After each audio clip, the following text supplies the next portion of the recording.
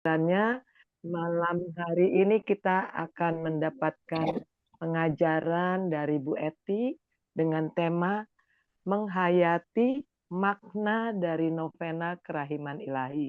Seperti kita ketahui nanti mulai Jumat Agung ya, tinggal 5 hari lagi kita akan memulai doa novena kerahiman ilahi, juga di Cideng akan diadakan nanti. Silakan Bu Eti, terima kasih Bu Eti. Baik, terima kasih Bu Ros atas kesempatan yang diberikan. Selamat malam Bapak Ibu yang terkasih. Malam Bu Eti. Baik, izinkan saya share screen. Ya. Sudah terlihatkah Bu Ros? Sudah Bu. Ya. Ya, seperti yang tadi dikatakan oleh Ibu Ros bahwa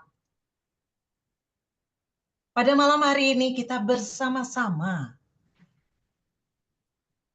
merenungkan ya, gitu loh, menghayati makna novena kerahiman ilahi. Nah, malam hari ini saya akan mencoba menyoroti dari 3 sudut, 3 poin. Apa aja itu? Ya, yang pertama waktunya. Yang kedua, apa undangan partisipasi apa yang Yesus inginkan, yang harus kita lakukan, ya. Dan yang ketiga atau yang terakhir adalah jiwa-jiwa yang dipersembahkan. Baik, mari kita mulai satu persatu. Tapi sebelumnya, apa sih sebenarnya yang dimaksud dengan novena? Gitu ya. Kita tahu novena itu berasal dari bahasa Latin, dari novem. Ya, bukan noven, tapi novem. Pakai M, betul. Artinya 9. Jadi, novena, doa yang dilakukan secara pribadi maupun perkelompok. Jadi boleh pribadi, boleh perkelompok.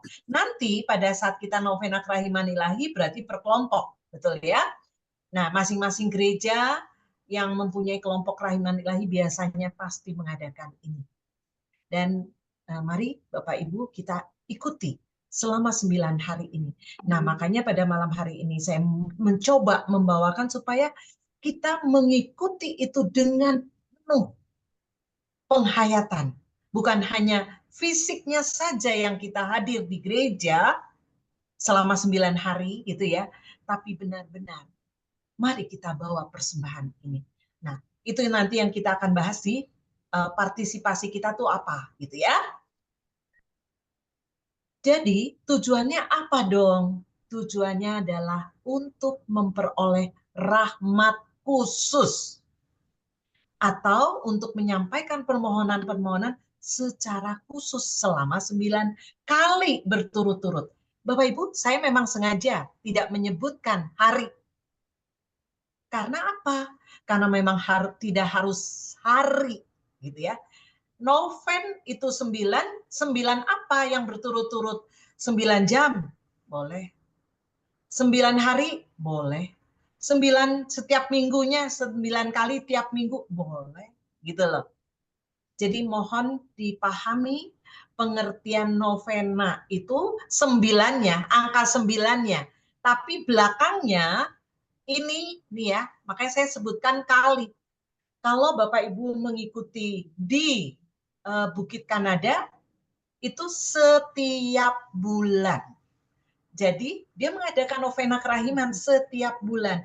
Artinya apa? 9 bulan. 9 kali dalam bulan berturut-turut. Gitu. Mungkin bisa dipahami dan nanti kita bisa tanya jawab ya.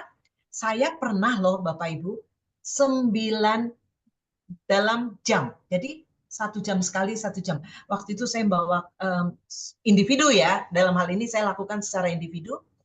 Jam 6, jam 7, jam 8, jam 9, jam 10 sampai itu 9 kali.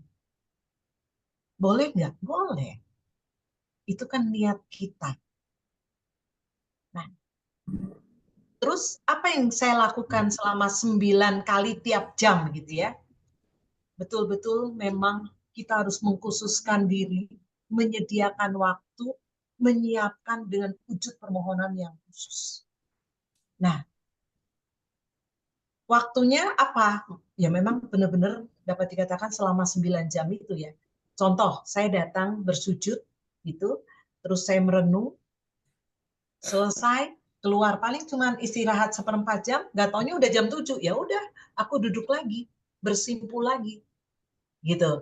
Sampai gitu ya, sampai 9 kali tiap jam. Oke, baik. Itu aja ya. Nah, Bapak Ibu yang terkasih, sekarang apa landasannya? Apa landasannya? BHF 796 dikatakan Yesus menyuruh aku mendaras koronka selama 9 hari. Nah, kalau ini ada kata-kata hari loh Bapak Ibu. Ya berarti 9 hari. Jangan diganti menjadi 9 bulan setiap bulannya, jangan gitu ya. Sebelum pesta kerahiman ilahi. Doa ini harus dimulai dari hari Jumat Agung.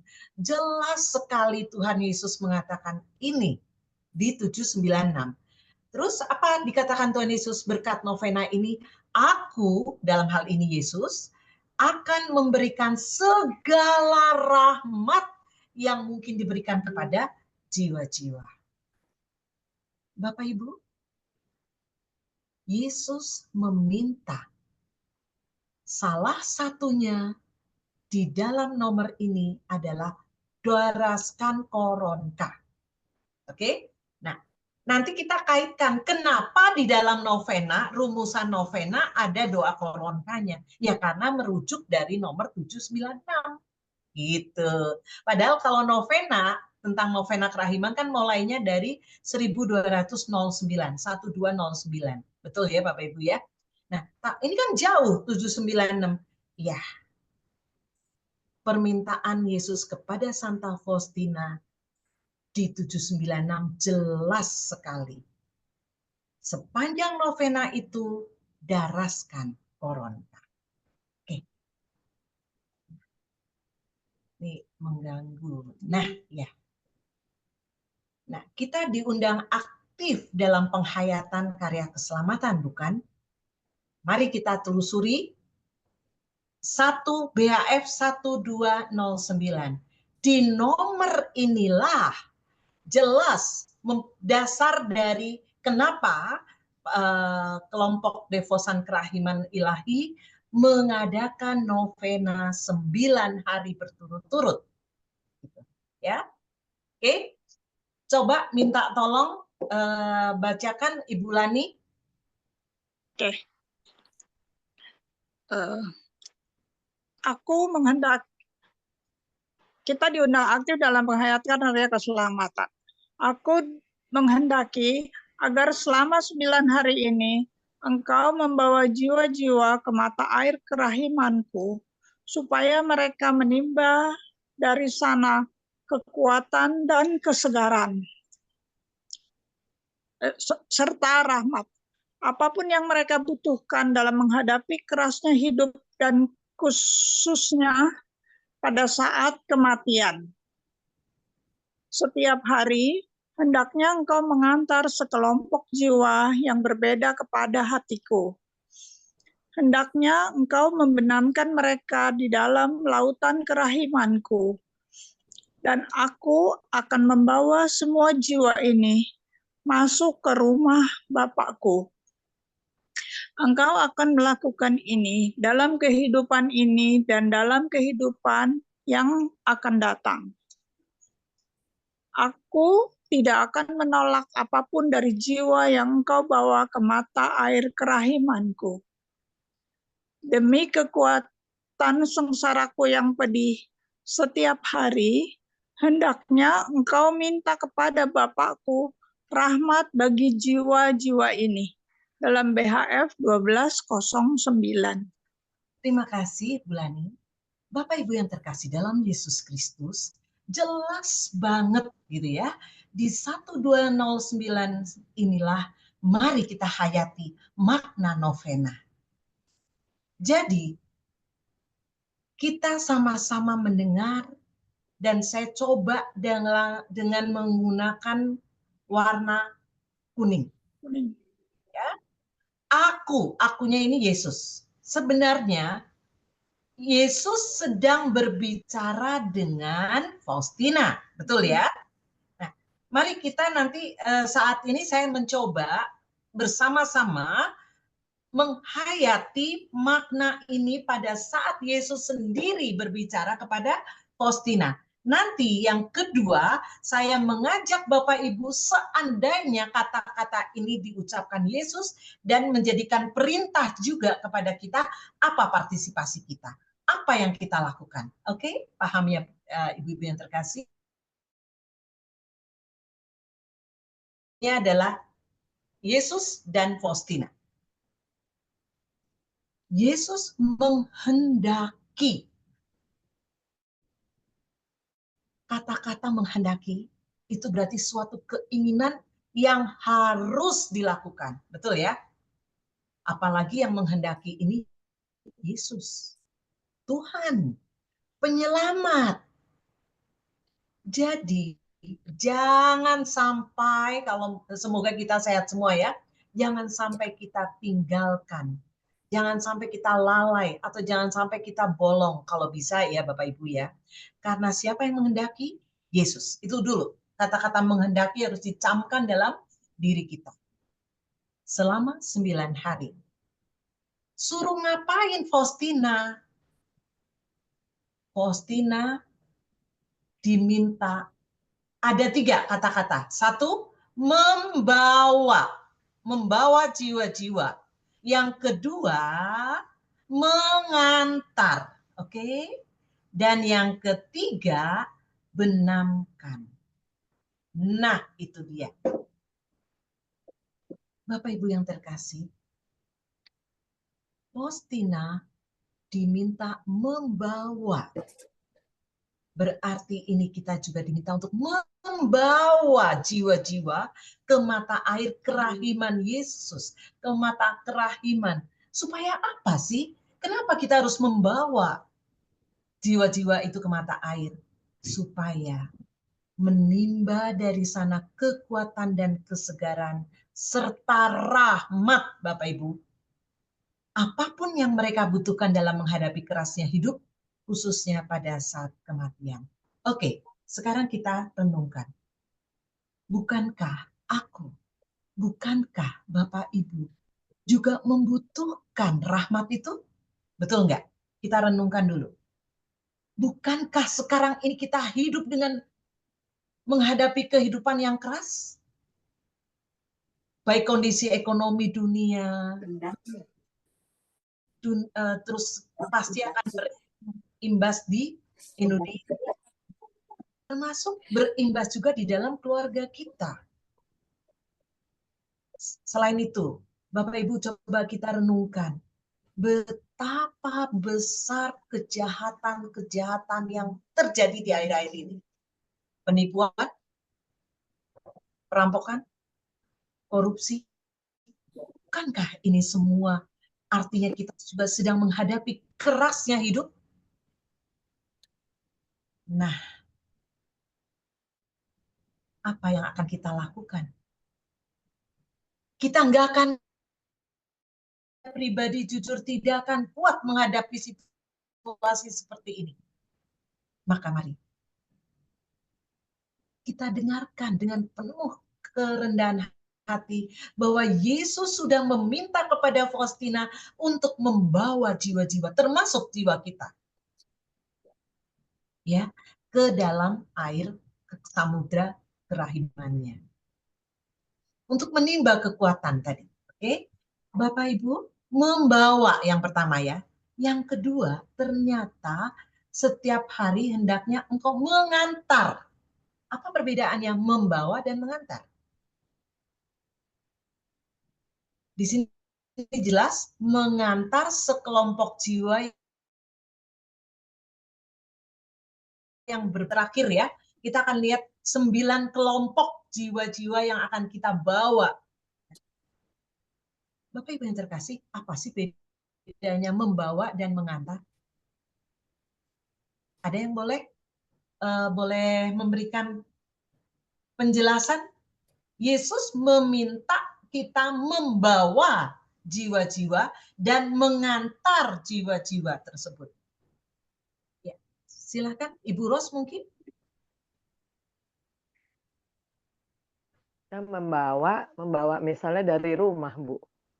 Terus Ya. kita antar kepada Yesus melalui novena. Nggak tahu Ya. benar nggak?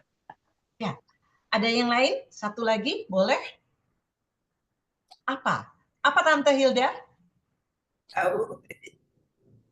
Kita membawa niat wujud kita Ibu Ana. dan mengantar segala wujud ke hadapan Tuhan.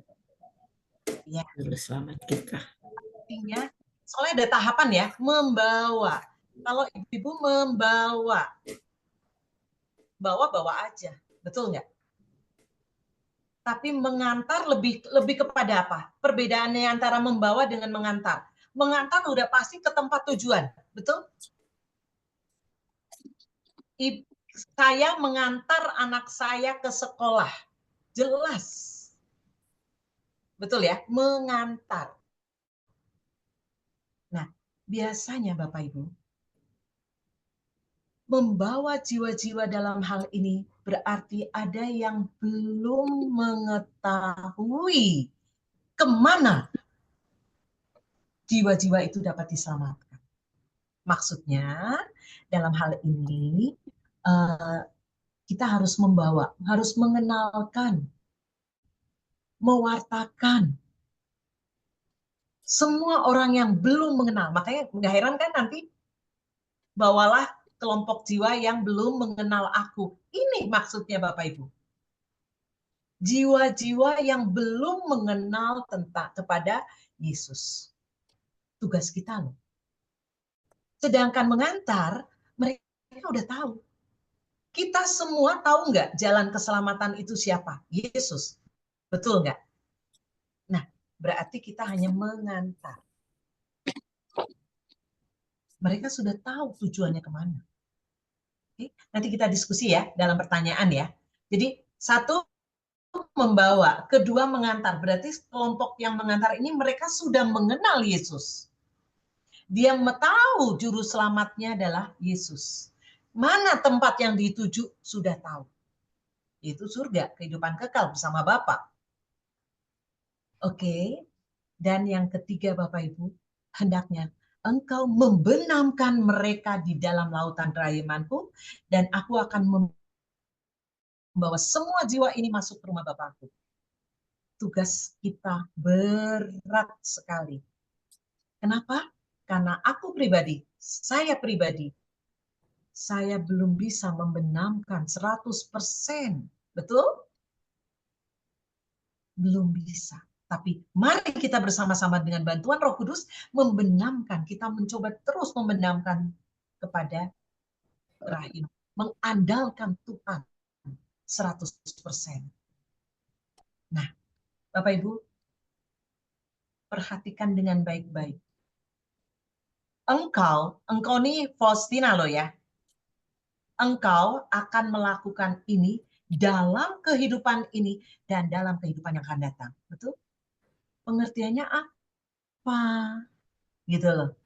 Ya, pengertiannya Yesus mengatakan kepada Santa Faustina untuk membawa sekelompok jiwa ini mulai pada saat dia diinformasikan ini di nomor 1209. Terus kok disebutkan dan dalam kehidupan yang akan datang? Apa maksudnya? Kalau kehidupan ini iya berarti Faustina saat masih hidup, betul enggak? Nah, tapi kenapa Yesus tegas di sini mengatakan dalam kehidupan yang akan datang? Sudah mati. Iya. Tapi kenapa dia bisa mengatakan kamu harus melakukan ini loh ya? Artinya ini adalah suatu jaminan yang Yesus katakan kepada Faustina bahwa dialah orang yang kudus.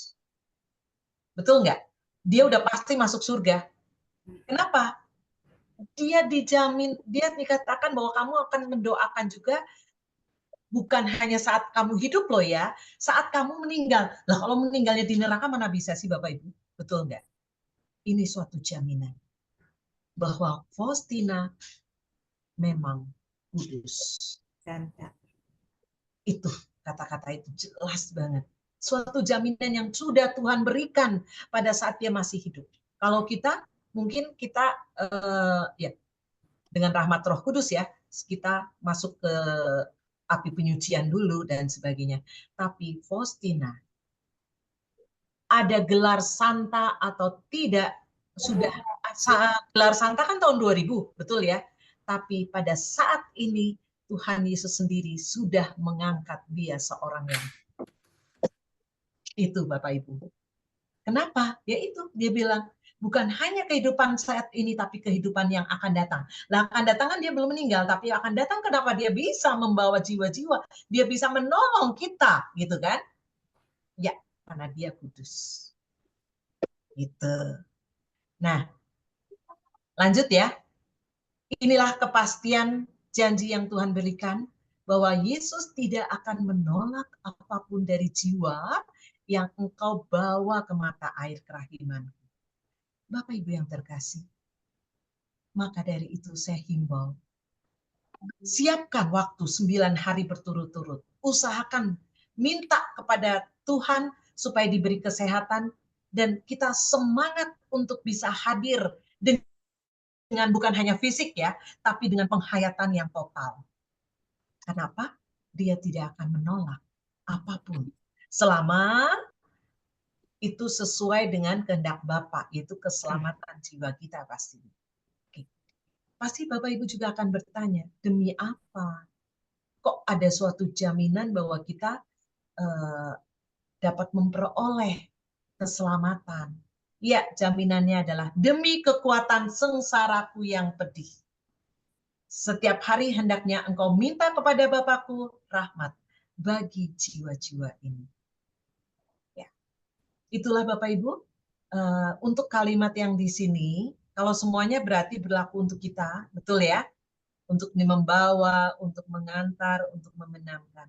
Tapi untuk yang ini berarti khusus untuk Faustina. Karena kita apakah sudah ada jaminan bahwa dalam kehidupan yang akan datang, mungkin kita masuk ke purgatorium dulu dan sebagainya. Tapi ini, kita bisa melakukannya dalam kehidupan. Oke, lanjut.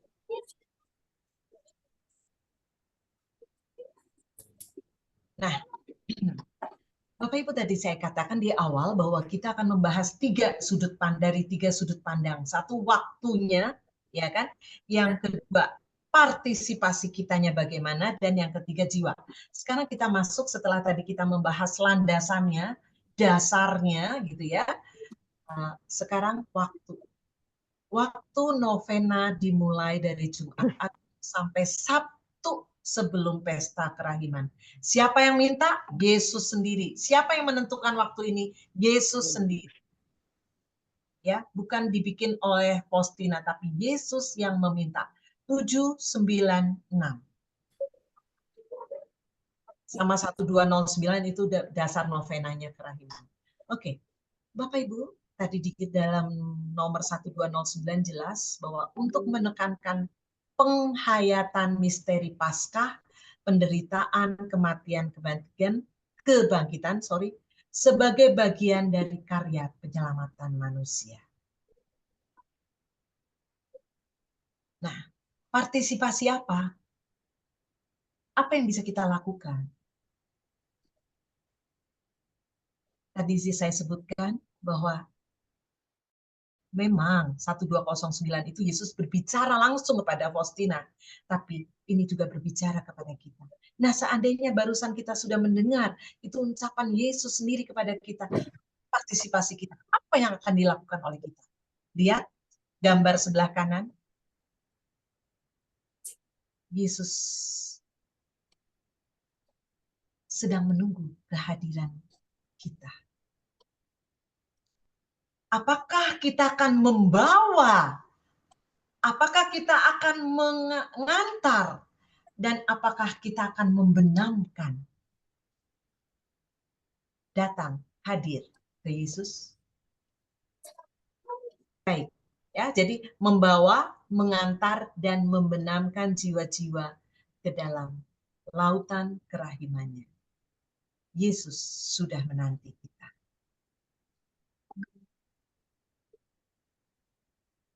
Bapak Ibu, pertanyaannya, apa pijakan untuk memohonkan rahmat bagi jiwa-jiwa tersebut? Tadi di 1209 kita udah baca kan? Sengsara Yesus yang pedih. Maka kalimat ini saya bisa kaitkan dengan doa Koronka yang baru saja kita daraskan. Betul? Demi sengsara Yesus yang pedih, tunjukkanlah belas kasih-Mu kepada kami dan seluruh dunia. Ya. Pijakan, dasar pijakan kita untuk memohon rahmat bagi jiwa-jiwa, 9 kelompok jiwa-jiwa ini, dasarnya adalah sengsara Yesus yang pedih. Ya, nah terus kita tahu doa Koronka itu juga Tuhan Yesus yang meminta, bukan? Dia yang mendikte kan? Bukan yang meminta, sorry. Dia meminta Faustina untuk mencatat. Jadi Yesus sendiri yang mengajarkan itu. Nah, Bapak Ibu, kita kaitkan yuk dengan Efesus 1 ayat 7 sampai 8.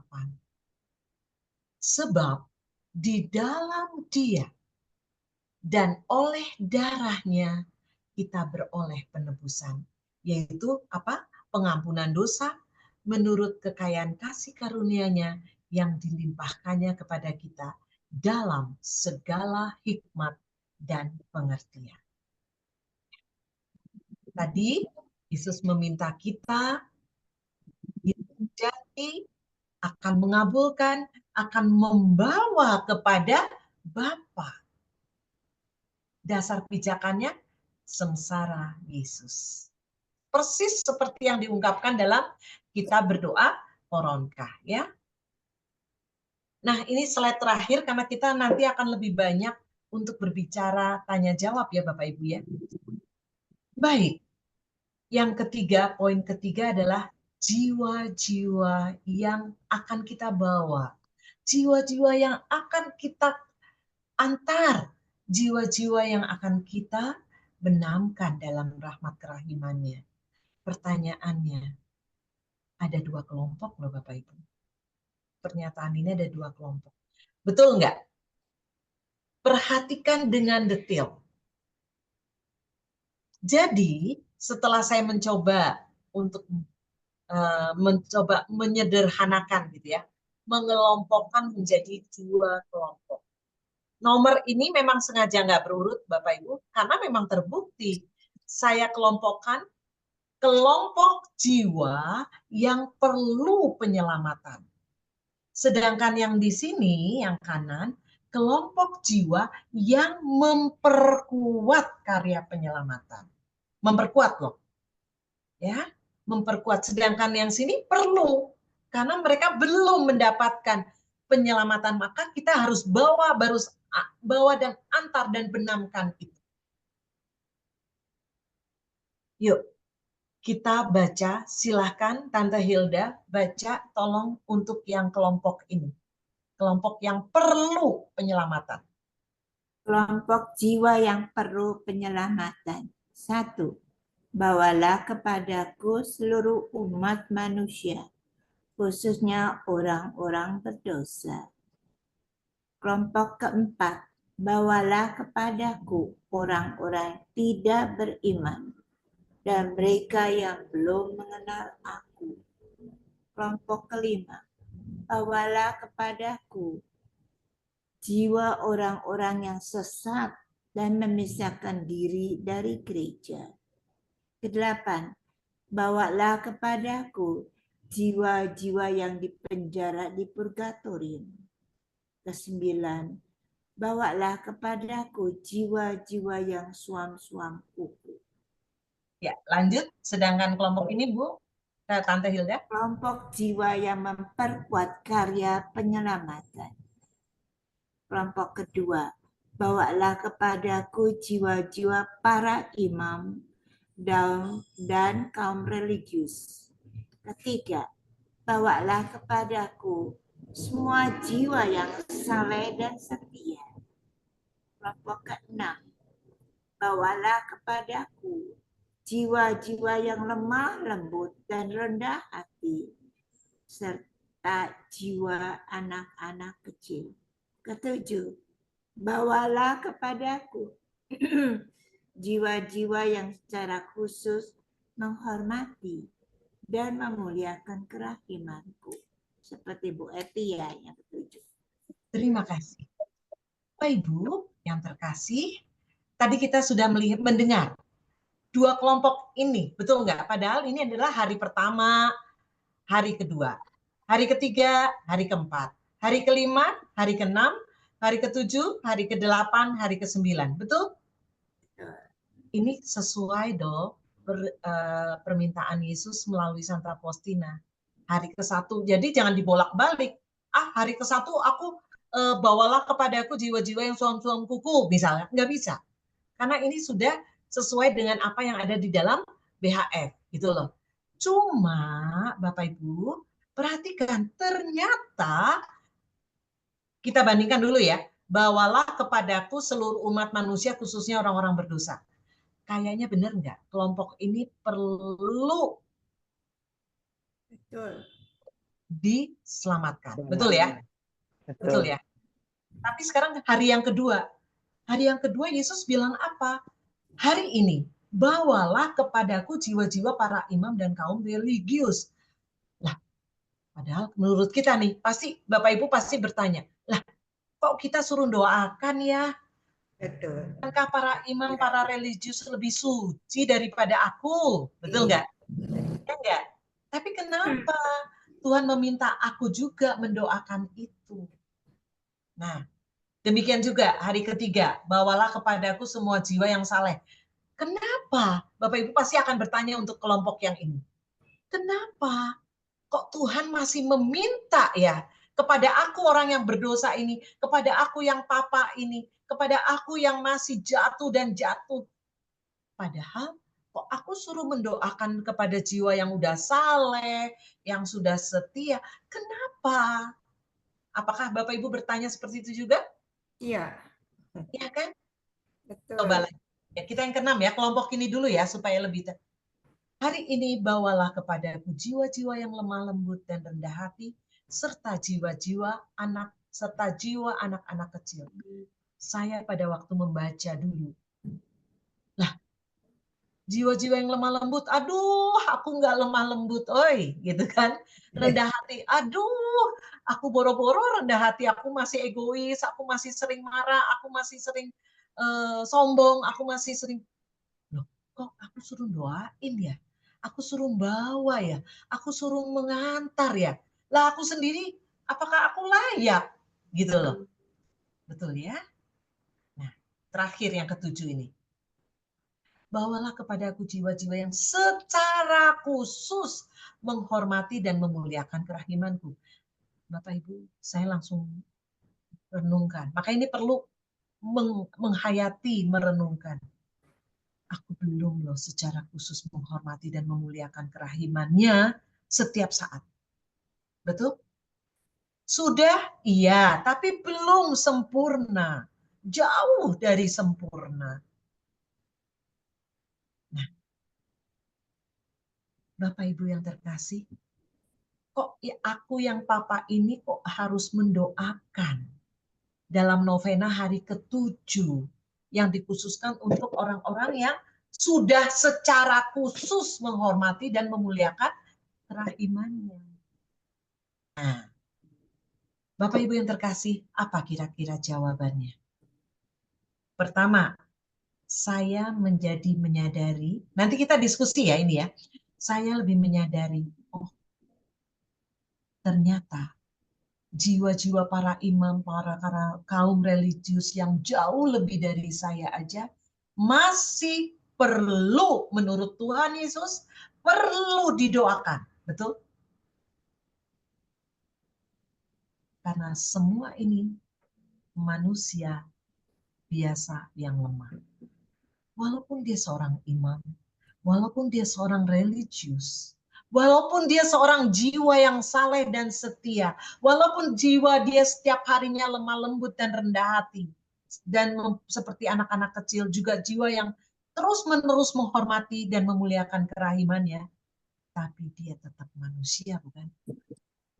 Dia tetap lemah. Disitulah kenapa Yesus meminta kita untuk mendoakan. Memperkuat, makanya saya ditulis di sini memperkuat. Karena dia sebenarnya sudah gitu loh. Dia sudah ada di rel karya penyelamatannya, betul? Tapi ingat, semakin dekat dengan Tuhan, si jahat berusaha mengganggunya. Semakin tinggi, semakin kencang angin godaannya. Betul?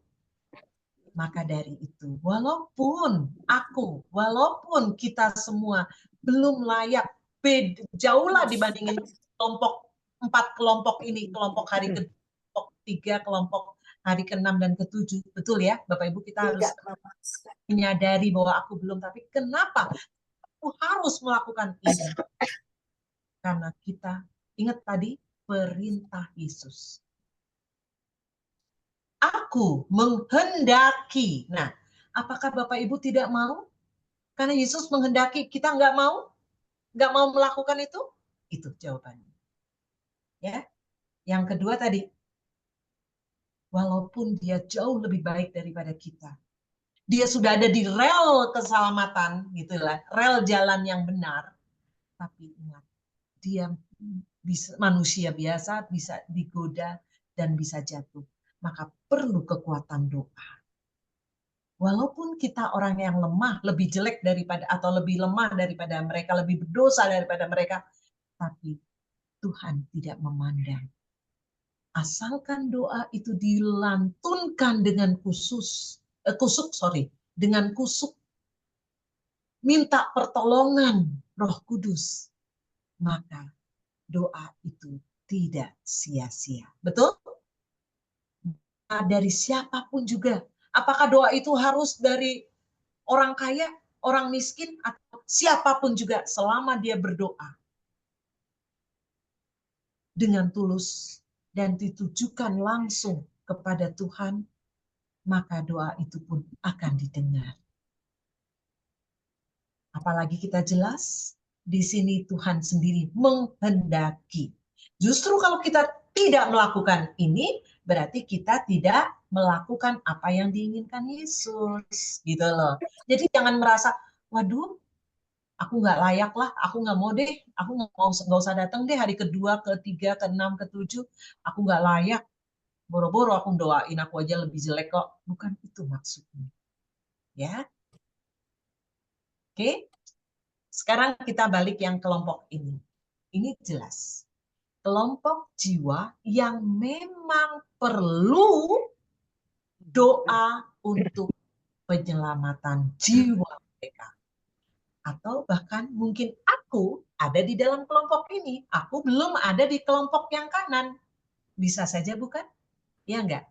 Maka dari itu, lihat kelompok-kelompok yang perlu didoakan secara khusus dalam novena, yaitu hari ke-1, ke-4, ke-5, 8, 9, memang benar-benar dia perlu. 1, seluruh umat manusia, khususnya orang-orang berdosa. Nah, kita itu, saya ini ada di kelompok kiri, Bapak Ibu, di kelompok ini nih. Karena Yesus meminta nggak pilih kasih. Untuk umat Katolik aja ya, atau untuk umat Kristen aja ya, enggak.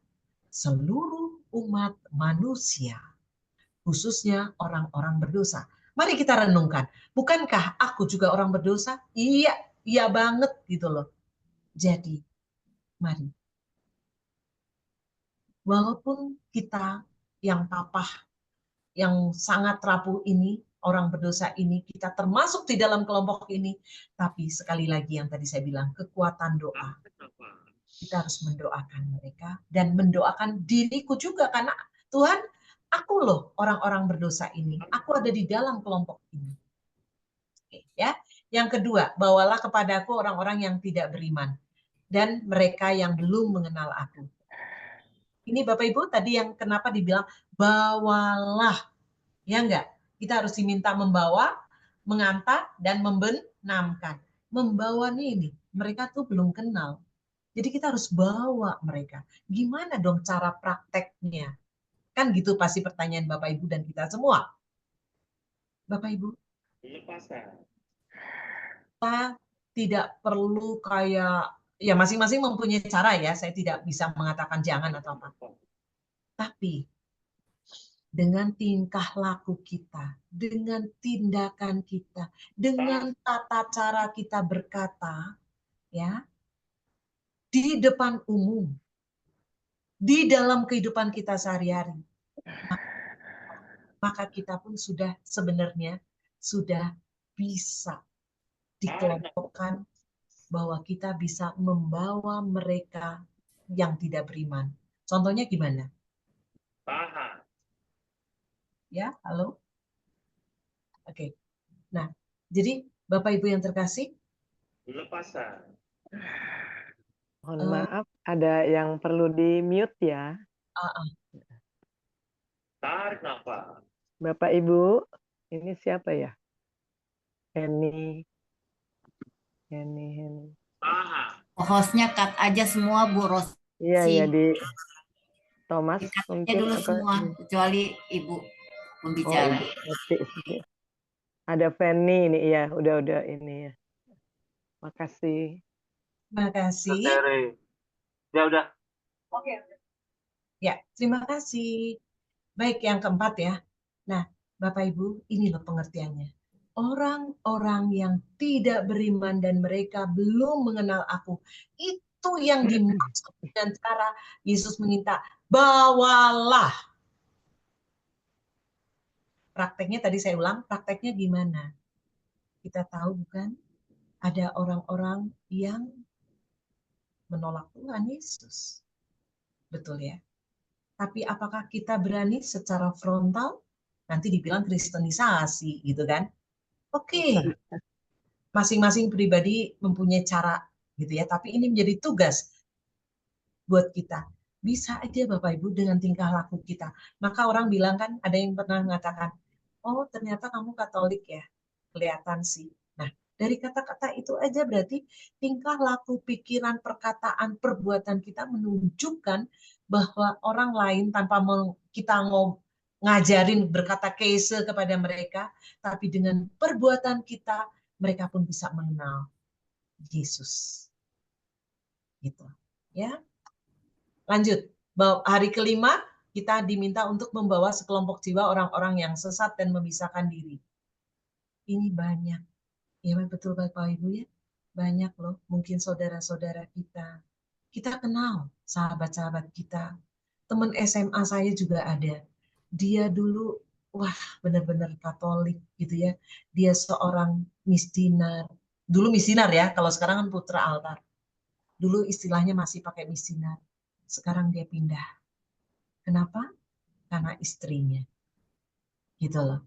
Karena pasangannya lah, saya tidak mengatakan karena ada yang karena suaminya, karena istrinya juga. Bapak Ibu, mari. Bukankah di sekitar kita, kita masih banyak melihat orang-orang yang akhirnya memisahkan diri dari gereja? Betul ya? Tugas kita, kalau kita secara frontal atau secara face to face belum bisa, gitu ya, karena satu dua hal, tapi Tuhan memberi kesempatan. Tuhan itu marahin kok. Itu dengan cara apa? Kita berdoa. Kita bawa nanti di dalam novena nanti. Ini pengertiannya, kita bawa mereka, kelompok-kelompok orang yang memisahkan diri. Kita antar. Dan kita benamkan kekuatan novena. Ingat ya tadi pengertian novena ya, doa yang secara 9 kali, kalinya itu tergantung, tapi berturut-turut dengan khusus untuk meminta rahmat. Yang ke-8, hari ke-8, bawalah kepadaku jiwa-jiwa yang dipenjarakan di purgatorium. Kalau ini pasti kita tahu, karena jiwa-jiwa di purgatorium tidak bisa berbuat apa-apa. Jadi, benar apa yang dikatakan Yesus kepada Santa Faustina dan berarti kepada kita juga. Mari kita bawa leluhur-leluhur orang tua, saudara dan dari pihak kita, dan jangan hanya leluhur kita saja, tapi mari selalu sesuai dengan doa Koronka. Semua orang, baik yang kita kenal maupun yang tidak. Intinya, kita menyadari di purgatorium sana banyak jiwa-jiwa yang masih terpenjara. Dia butuh sekali kekuatan doa, itu dalam bentuk novena nanti. Ya, selain ke sehari-hari ya, tapi ini adalah rahmat khusus yang Tuhan Yesus sendiri minta setelah dari Jumat Agung sampai Sabtu sebelum. Jadi ini adalah momen khusus yang Tuhan sendiri kehendaki. Itu kata-kata kehendaki tolong di bold gitu ya. Dan yang terakhir yaitu hari ke-9, jiwa-jiwa yang suam-suam kuku. Bapak Ibu, apa sih pengertiannya suam-suam kuku? Nggak panas, nggak dingin, gitu ya. Kalau kita baca dari buku PHF, justru yang suam-suam kuku ini, Yesus merasakan kejijikan yang paling mengerikan di Taman Getsemani. Menjijikan. Yesus merasakan itu. Tapi lihat, Yesus merasakan orang-orang yang seperti ini sangat menjijikan, ya kan? Dan yang paling mengerikan di Taman Getsemani, tapi dia tidak dendam. Yesus tidak dendam. Justru Yesus meminta kepada Faustina dan kepada kita untuk membawa mereka, mendoakan mereka, membenamkan mereka dalam lautan samudra kerahimannya. Luar biasa enggak? Jadi ini menjadi bahan permenungan kita. Kita aja kalau disakiti mungkin loh ya, mungkin kita dendam, kesel. Coba Yesus begitu luar biasanya mengajarkan kita. Dia yang sudah disiksa, menderita dari hari Kamis sampai wafat, sengsara, dari sengsara, wafat, bangkit gitu ya. Dia masih menginginkan kita membawa siapapun juga. Khususnya jiwa-jiwa yang suam-suam kuku yang sangat menjijikan pada saat dan mengerikan pada saat dia harus menghadapi di Taman Getsemani pun menjadi sebuah kelompok jiwa yang harus kita bawa, kita antar, dan kita benam. Agar apa? Selamat. Ya. Nah, Bapak Ibu yang terkasih, kita tidak membahas satu persatu, nggak mungkin selesai juga materi ini. Saya cuma mencoba, nanti kita bisa banyak diskusi, bahwa ada dua kelompok jiwa. Kelompok yang memang perlu penyelamatan. Itu udah pasti, yaitu tadi kelompok hari 1, 4, 5, 8, 9, dan ada suatu kelompok jiwa yang memang mungkin dan pasti kali ya, mungkin jauh lebih baik daripada aku. Tapi kenapa Tuhan tetap meminta? Tadi alasannya udah ya. Jiwa yang memperkuat karya penyelamatan. Oke, baik. Dengan demikian Bapak Ibu, saya hanya memohon kepada Bapak Ibu dan kita semua, maknailah ini semua. Renungkanlah bacaan-bacaan sebelum kita sampai ke Jumat Agung, di mana itu akan terjadi novena pertama. Ya, Bapak Ibu, demikian saya tutup slide-nya dan kita akan Tanya jawab. tanya jawab. Oke, Baik. terima kasih Terima Tuhan. kasih Bu Eti. Ini sangat jelas ya, meskipun kita mungkin dulu-dulu udah diberitahu, tapi sedang nih refreshing lagi ya Bu. Udah mendekati novena, terima kasih. Dan sekarang teman-teman, Bapak Ibu, silakan ada yang mau bertanya atau mau sharing, bisa langsung, boleh. Ada yang ingin ditanyakan ke Bu Eti? Sebelumnya Bapak Ibu punya buku ini ya? Oh ya, ada. Ya, tolong direnungkan buku yang kedua dan yang ketiga. Ya, renungkan. Sangat-sangat bermanfaat buat kita dan juga memaknai pengertian-pengertian lebih dalam lagi. Gitu. Dari buku BHF dari 1209 sampai 1228. 1228. 1230 lah kita sampai selesai itu. Ya, silakan. Tante Hilda, Ibu Lani, Ibu Ros, dan semuanya. Ayo kita tanya. Yang penting tadi ya, ada 2 kelompok itu ya. Mudah-mudahan nggak menjadi bingung lagi. Bu Eti, maaf teman-teman juga kalau belum ada, saya mau tanya sebentar. Ibu yang tadi dibilang membawa yang di kelompok kiri, itu berarti bisa kan kita emang hanya membawa dalam doa, kan nggak mungkin orangnya kita bawa gitu dan ya syukur kalau bisa dibawa untuk ikut berdoa. Ya. Tapi membawa dalam doa ya Bu ya. Bawa dalam doa ke kerahimannya. Gitu loh. Ya.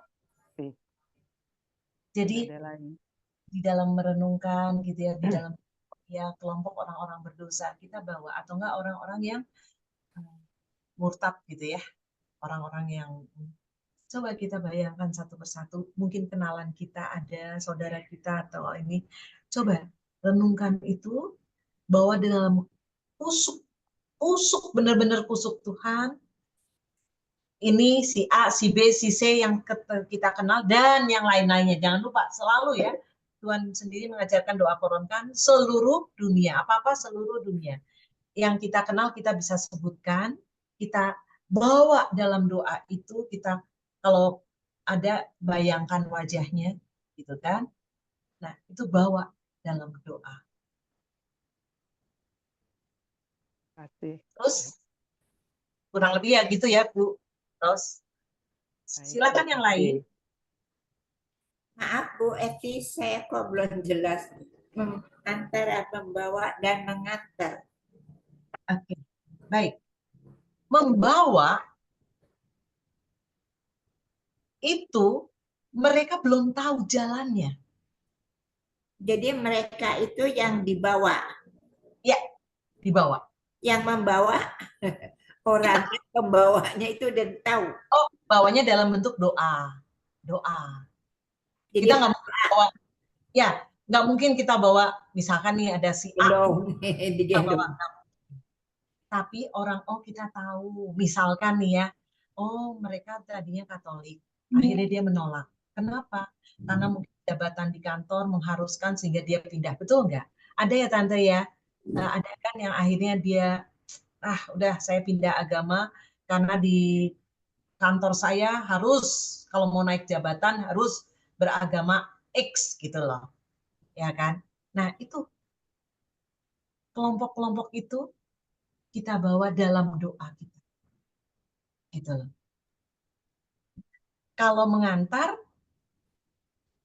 mereka sudah tahu, mereka tahu Yesus itu juru selamat, tapi mungkin mereka lagi males ke gereja, betul nggak? Ada kan kelompok-kelompok yang seperti itu. Jadi dalam pengertian membawa dan mengantar memang ya beda tipis lah gitu kan. Nah kalau membenamkan itu lebih kepada silih. berkorban kita. Santa Faustina itu benar-benar orang yang sudah melakukan membenamkan diri. Ada, saya lupa nomor di BHF-nya berapa, bahwa ya Tuhan, dia memang berdosa, saya mau menjadi penyilih. Biarkan saya yang menderita demi orang itu. Gitu. Iya, tuh sering tuh. Sering sekali. Membenamkan diri, silih. Dia rela berkorban untuk menyilih dosa-dosa orang tersebut. Nah, itu yang berat. Jadi membawa, membenamkan, mengantar, membawa, mengantar, membenamkan. Jadi karena perlu pengorbanan. Apa iya? Kalau aku jujur, aku belum bisa, karena aku pribadi pun belum bisa membenamkan dengan terus-terusan 100% gitu ya. Walaupun berusaha ya, dalam proses iya gitu loh. Ya, silakan Bu Eti ya. Kalau misalnya ada yang orang ya karena kecewa berat sama pastor gereja, terus dia kalau mungkin gara-gara perkataan pastor itu melukai hati dia, jadi dia pindah agama. Jadi satu lagi masa diterima dengan baik. Enggak gitulah ya. Itu kita doakan juga gitu ya. Gitu ya. Mungkin ke batinnya itu loh. Ya. Setidak-tidak banyak sekali juga kejadian seperti itu, gara-gara mungkin bentrok dengan romonya, dia nggak mau ke gereja. Kalau dia ke gereja lain, ada loh yang pokoknya saya nggak mau ke gereja ini karena akan ketemu dengan romo ini. Saya ke gereja lain, maksudnya ke gereja Katolik tapi paroki lain. Masih mending. Ada yang benar-benar nggak mau ke gereja loh. Ini fakta. Nggak mau ke gereja, waduh, gitu loh. Bukan pindah agama juga, enggak. Ya, tapi ada juga yang pindah. Ya, ada juga. Ada yang pindah, tapi ada yang memang tidak, ya udah gitu loh. Nah, itu Bapak Ibu, itulah yang perlu kita bawa. Dengan cara apa? Nggak mungkin bawa secara fisik, dalam doa. Gitu. Ya, seperti contoh Bu Eti. Ada anak muda, ya, dia termasuk gay, kemudian ngaku dosa sama Romo. Romo bilang tidak ada ampun. Waduh. Jadi dia nggak mau ke gereja lagi. Ya, betul. Sangat disayangkan ya. Nah, itulah Bapak Ibu yang terkasih, kenapa Yesus meminta kita untuk membawa doakan kepada para imam, ya enggak? Ya karena para imam itu makin tinggi, makin kenceng angin yang menerpa dia. Jadi sadar nggak sadar ya Tante, kok berani-beraninya dia mengatakan itu gitu loh, tidak akan diampuni. Dalil dari mana gitu loh. Itu saya ingat kalau Romo Yus Tante, Romo Justinus yang dia bilang lebih hebat dari Tuhan. Korban KDRT kan. Jadi ada yang lapor dia nggak mau terima komuni, sebabnya oleh prodiakon dibilang kamu berdosa, kamu tidak pantas. Dia lapor ke Romo Yus, untung dia lapor, jadi Romo Yus langsung telepon, dia kasih pendidikan. Waduh, lebih hebat prodiakon mengenai kanonik. Nah itu semua sama Romo Yus, kamu terima komuni, kan kamu terima. Tapi dengan ibu tuh benar-benar menyesal, jadi benar-benar karena KDRT dipukul atau di apa. Nah, betul, kejadian itu banyak. Bapak Ibu, itulah pentingnya novena yang sebentar lagi kita akan lakukan. Ya, itu. Karena mereka memang manusia, prodiakon juga manusia. Romo, suster, biarawan, kita juga manusia yang lemah. Tuhan sudah tahu. Jauh-jauh hari Tuhan itu udah tahu kelemahan kita. Maka Tuhan selalu, bukan marahin, tapi Tuhan memberi jalan keluar. Dengan cara apa? Novena kerahiman. Mau menunjukkan, mau mewartakan bahwa dialah sang kerahiman. Kalau dilihat itu semua loh, seluruh dunia. Tadi kan orang-orang berdosa, berarti semua orang akan kita bawa, kita hantar, dan kita benamkan. Termasuk diriku, termasuk diri kita. Bu Eti, Bu, Tante? mau tanya nih, itu kelompok yang kita doakan untuk memperkuat tarian penyelamatan. Apa lebih cocok kita katakan mengantar? Ya, betul. Makanya tadi saya bilang, Tante, kelompok-kelompok yang sudah tahu jalan keselamatan, yaitu jalan Yesus, Seperti ada di jiwa-jiwa. rel, sudah di rel, cuma diperkuat.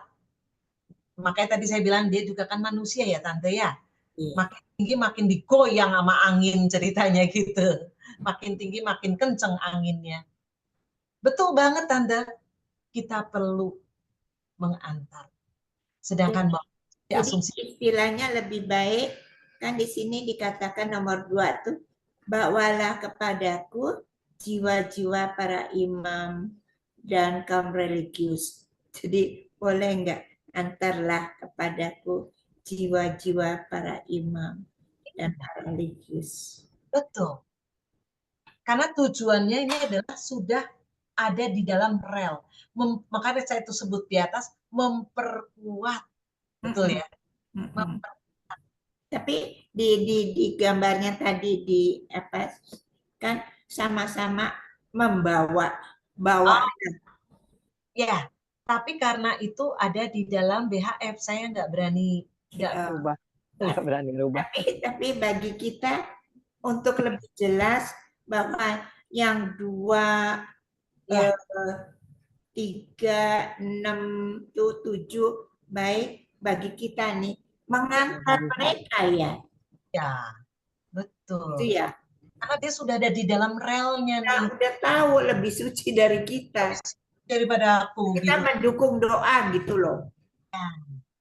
Nah, jadi kenapa perlu didukung ya? Memperkuat. Makanya jelas banget saya kelompokkan tadi memperkuat kalau ini perlu. Nah, perlu karena memang dia belum mempunyai belum tahu. Ya. Sehingga perlu. Sedangkan ini memperkuat kita aku aja lebih jelek kali gitu. Udah pastilah lebih jelek. Enggak lebih religius, lebih banyak lemah, enggak boro-boro, lemah lembut, rendah hati gitu loh. Betul sekali, Tante. Tapi itu perlunya doa.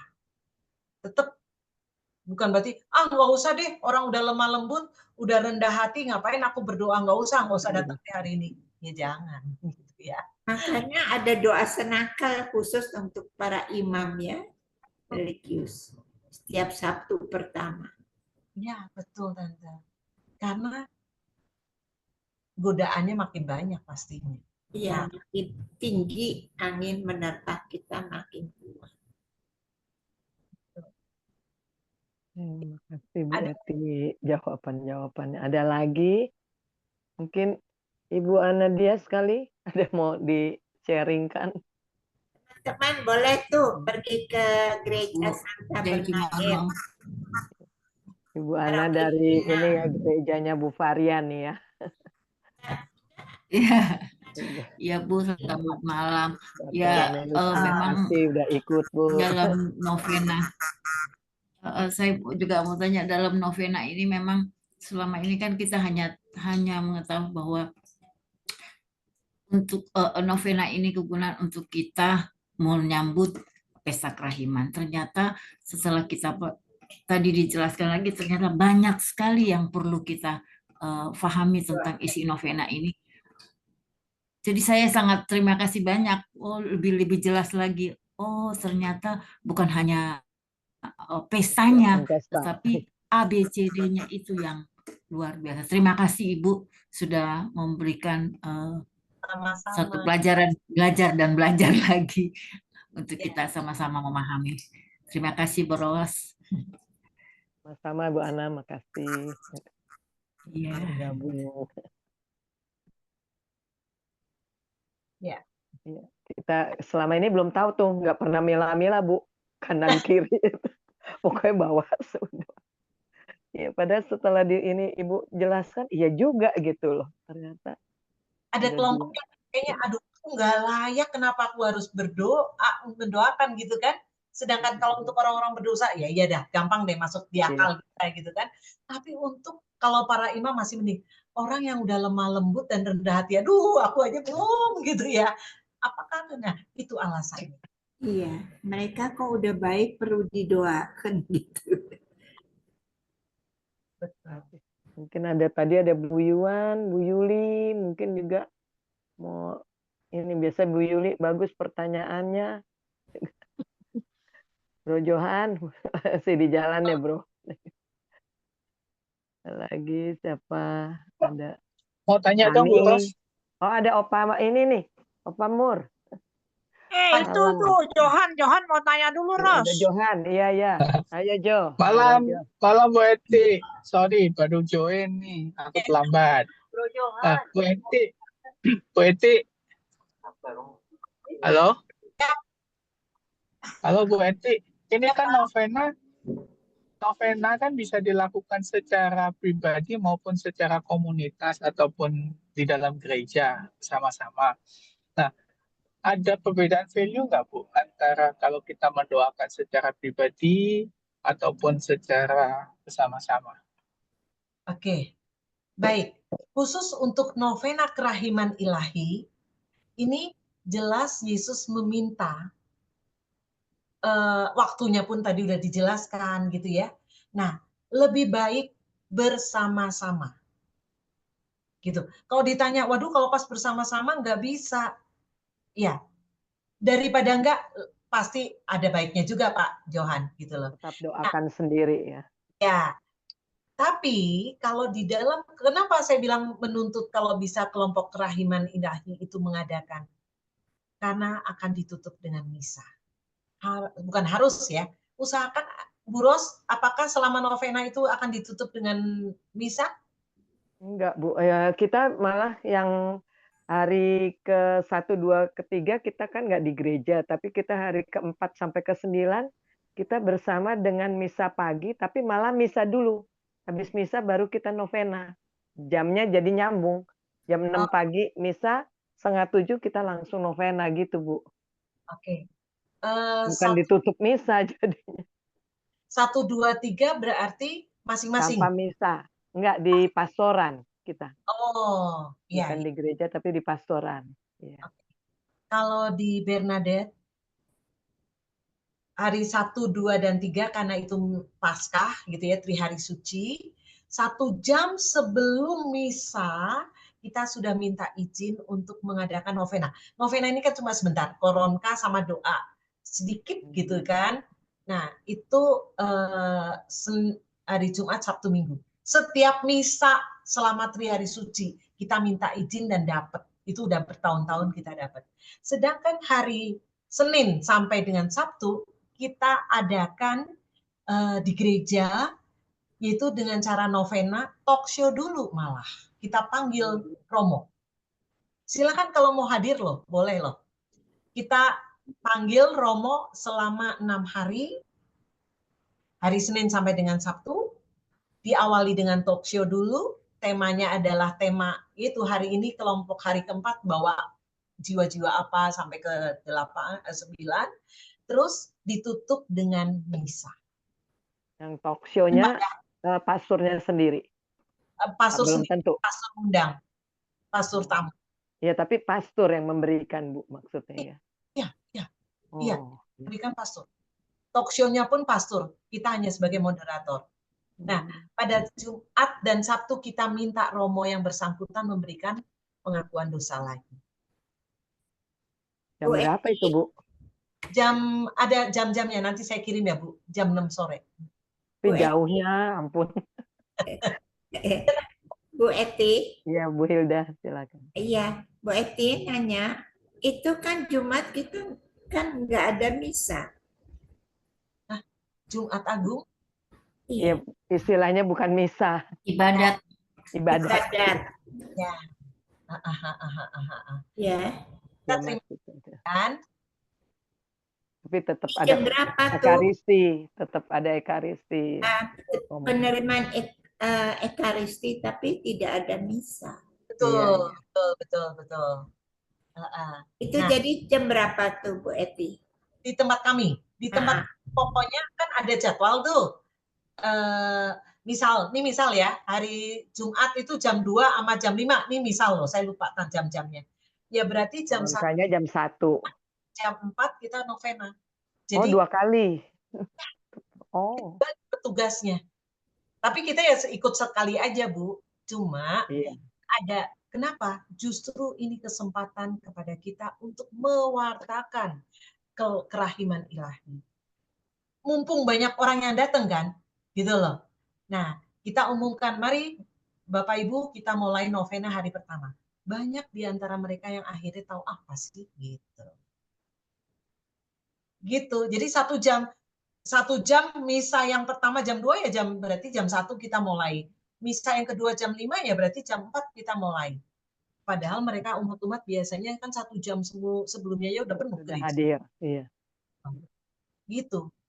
Nah, dari situ kalau mereka tergerak, Iya, kalau sangat. Senin sampai Sabtu. Ya, harus izin juga dengan romo setempat deh Bu Eti. Ya, kalau ada romonya nggak mau diganggu gugat pada Jumat Agung. Betul. Tapi kalau 1 jam sebelumnya nggak mengganggu sebenarnya. Jadi setengah jam sebelum misa mulai. Kalau Ibu 1 jam, kalau Santa Clara Perayaan Ekaristi bukan misa. Ya. Kenapa Bu Ana? Berapa lama? Kalau Santa Clara 45 menit sebelum misa. Jadi kita 45 menit sebelum misa kita sudah lakukan. Jadi kita mulai dari Jumat sampai Minggu berada di gereja. Jadi Jumat misa 2 kali ya, 2 kali novena. Sabtu Vigili juga 2 kali misa. Minggunya 4 kali ya, 4 kali kita lakukan novena. Setelah kesananya kita dengan komunitas. Betul, tapi di gereja juga gitu. Jadi aduh PR. Dan iya di gereja, komunitas ada di gedung GKP kita. Sehingga mereka tahu maknanya dan menghayati, sehingga pada waktu Minggu di mana Yesus meminta adanya pesta kerahiman, mereka sudah lebih mengenal lagi, paham. Justru ini momen kita dari kelompok kerahiman untuk mewartakan kepada umat yang mungkin belum tahu. Kalau sebelum pesta kerahiman, kita sih emang koronka dulu, Bu. Nah, itu kita ambil kira-kira 45 menit sebelum misa. Ya harus cepat emang berarti. Maksudnya ini novenanya, saya.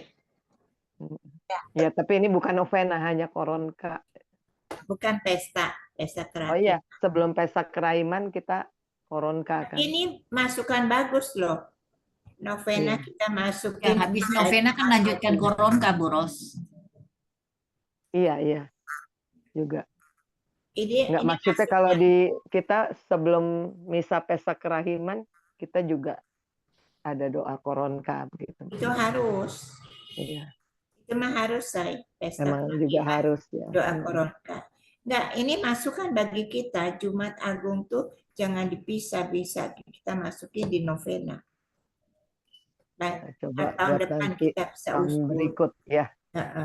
Ambil kita mesti sounding ke romonya jadi dulu. Kita full di gereja. Betul. Nyambung itu habis jalan salib berarti emang di gereja sebelum. Koronka. Jalan salib kan tablo, Bu. Jalan salib tapi kita sebelum terima Ekaristi. Iya, maksudnya emang. Iya, kita bisa rundingkan apa pastor. Iya. Apakah tadi Pak Johan sudah terjawab, Pak? Jadi intinya boleh-boleh aja, tetapi kalau ada kelompok rahiman, mari kita bentuk secara berkelompok karena mempunyai tujuan juga untuk mewartakan. Gitu. Gitu ya Pak Johan ya. Oke, ada lagi? Bisa satu lagi nih, udah jam 9:05. Mungkin boleh satu pertanyaan atau sharing lagi? Lani? Opa, tadi ada Opa Mor. Yuli biasanya Bu pertanyaan. Yuli. Bu Yuan. Yuli, Hadir. Ayo, Bu pertanyaannya Yuli. mana? Biasa pertanyaanmu bagus. Hari ini menyimak dan apa ya? Novena, jadi semoga bukan sekedar rutinitas, Ya. tapi istilahnya kita semakin mendalami novena itu apa. Lagi semoga dimampukan kita para devosan kerahiman, kita novena dengan planning segala macam apa itu, takutnya hanya sebuah rutinitas. Maknanya malah hilang gitu loh. Tuhan Yesus yang begitu udah mati di kayu salib buat kita yang dosanya banyak, nunggu kita balik, nunggu kita datang, tapi kita sibuk dengan rutinitas yang istilahnya mempersiapkan segala macam, akhirnya maknanya hilang. Ya. Ini jadi pembelajaran buat diri sendiri. Kurang menghayati ya. Iya, semakin kenal Yesus, kayaknya semakin jauh banget tabiat saya dari Tuhan Yesus. Lagi belajar gitu, istilahnya Tuhan Yesus yang punya segalanya aja, dia papain diem aja. Kita kan dengar cerita terakhir kan gitu kan, nggak jawab, nggak apa. Nah saya makin diinin, bawelnya makin keluar, tanduknya makin nambah. Jadi kayaknya malu sendiri aja. Makanya semakin belajar, semoga dimampukan untuk bisa. Amin. Sama-sama. Ibu Eti, terima kasih banyak pembelajaran malam hari ini, Ibu. Terima kasih banget. Terima kasih. Terima kasih Bu Yuli. Terima kasih ya. Tolong Baik. diingat tadi ya nomor 1209 sampai 1230 deh. Kita baca ya. Ya, terus kalau mau dari sini juga. Nomor 2 dan nomor 3. Dari Pak Stefan lagi ya. Ya, dari Bu Stefan lagi. Baik. Terima kasih.